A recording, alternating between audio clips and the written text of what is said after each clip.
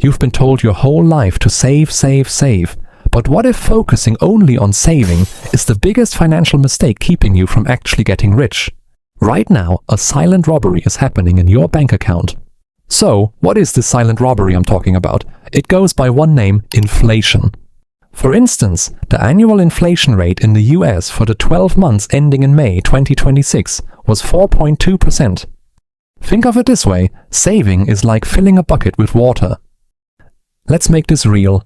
Imagine you have $10,000 saved up. That $11,046 you have in 10 years will only have the purchasing power of about $8,200. What if you had invested that same $10,000? Historically, the S&P 500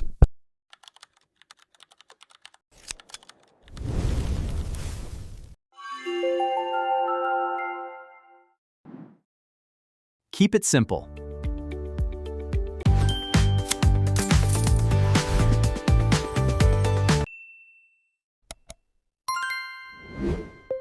But isn't investing risky?